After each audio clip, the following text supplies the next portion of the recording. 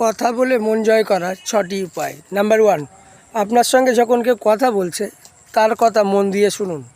কারো মনে জায়গা করার সেরা উপায় হচ্ছে ভালো শ্রোতা হওয়া। নাম্বার 2, চোখের দিকে তাকিয়ে কথা বলুন, এতে কথার গুরুত্ব বাড়ে। নাম্বার 3, আপনি যখন কথা শুনছেন তখন অন্যমনস্ক হবেন না। কথা শোনার সময় অন্য কাজ করলে সামনের মানুষটার মনে কুধারণা জন্মাতে পারে। নাম্বার 4, ধরুন সামনের মানুষটা আপনাকে যে কথাটা বলছে সেই কথাটা জানা কথা, তখনও আপনি স্বাভাবিকভাবে বলবেন আমি জানি।